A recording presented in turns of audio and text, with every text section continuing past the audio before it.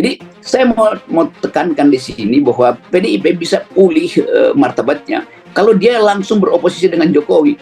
Kan PDIP akan dapat tambahan suara kalau dia bilang kami tidak menginginkan perubahan konstitusi tentang usia karena itu hanya menguntungkan dinasti Pak Jokowi.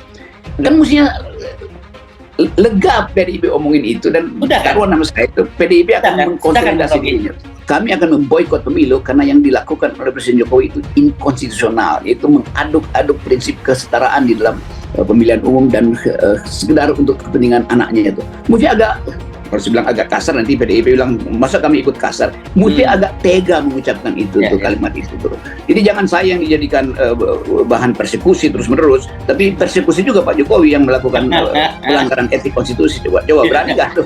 Sederhana, PDIP itu sepertinya sedang kelihatan mencoba untuk mengakumulasi begitu banyak kekuatan politik yang bisa diajak kerjasama di Pilpres 2024. Jadi tidak mengherankan kalau PKB yang sudah membentuk poros politik dengan Gerindra misalnya, juga diajak berkomunikasi. Begitupun dengan Partai Demokrat yang seakan-akan ada jarak politik yang sulit disatukan. PDIP pun juga membuka diri, bahkan menyebut nama AHY sebagai salah satu sosok yang sangat mungkin bisa berdampingan dengan Ganjar Pranowo. Jadi bagi PDIP ini adalah transformasi politik, bahwa sekat dan jarak politik yang seringkali dipertontonkan oleh elit-elit di negara ini coba untuk dilebur menjadi satu kesatuan dan kerjasama politik yang bisa saling perangkuran di 2024. Efek dari kerjasama politik yang begitu banyak ingin dirangkul oleh PDIP, tentunya secara tidak langsung ini akan merusak poros perubahan yang di situ kalau Demokrat angkat kaki bisa dipastikan Anies tidak akan bisa maju di Pilpres. Ya, tapi saya membayangkan kalau itu terjadi, itu waduh bakal mengubah landscape politik kita saat ini, Bung Rocky, karena bagaimanapun juga PDIP itu adalah partai pemenang pemilu ya. Jadi kalau toh sekarang terkesan dia seolah-olah mulai tidak dianggap itu karena partai sudah ada koalisi besar yang di belakang Pak Prabowo, tapi tetap saja menurut saya PDIP itu satu kekuatan politik besar, dan kalau dia mengambil langkah itu kan dia juga akan bersama dengan arus besar oposisi sebenarnya.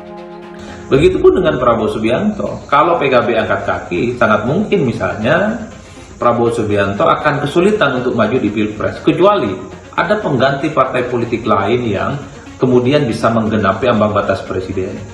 Ini yang saya kira memang secara tidak langsung bahwa politik akomodasi, politik saling langkuran yang coba untuk diterapkan PDIP di 2024, tapi pada saat yang bersamaan efek politiknya ini tentu akan berdampak secara signifikan pada poros-poros politik yang lain, poros perubahan ataupun poros politik yang sudah dibangun oleh Prabowo Subianto. Bagi saya, dua-duanya menjadi signifikan untuk diperbincangkan.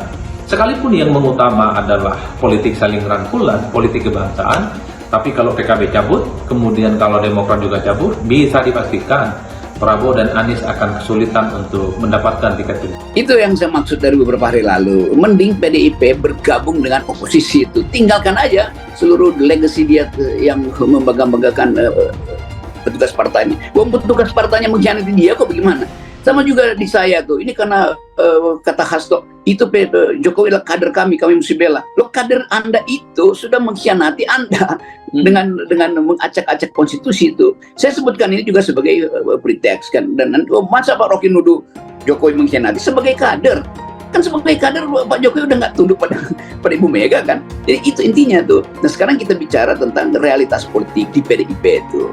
PDIP mengalami kebingungan, padahal dia partai besar, kadernya tidak bisa dimunculkan, sehingga mesti outsource kader.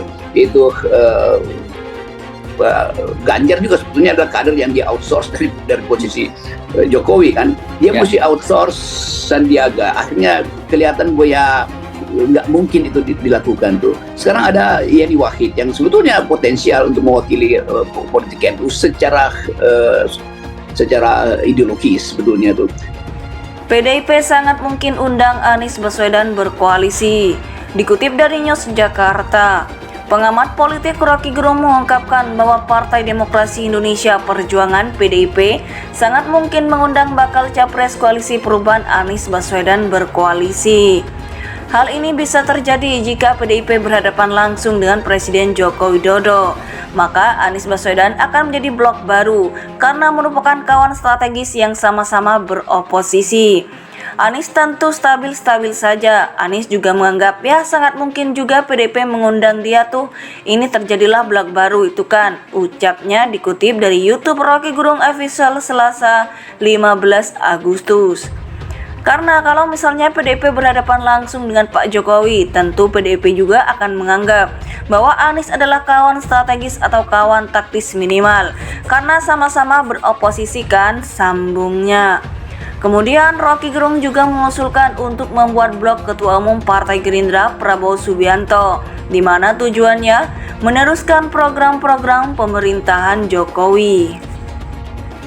Jadi saya mengusulkan bikin aja blok Prabowo yang hendak meneruskan program-program Jokowi. Walaupun sebetulnya kita tahu itu nanti juga akan dibatasi oleh APBN, ucapnya.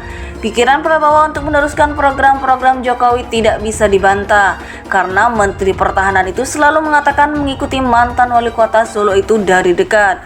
Tapi buat sementara Pak Jokowi tegak lurus dengan pikiran ya, Pak Jokowi itu mesti diteruskan karena Prabowo selalu mengatakan, saya mengikuti dari dekat, kan kita nggak bisa bantah tuh, tandasnya. Pengamat politik Rocky Gerung mengungkapkan bahwa Partai Demokrasi Indonesia Perjuangan (PDIP) sangat mungkin mengundang bakal capres koalisi perubahan Anies Baswedan berkoalisi.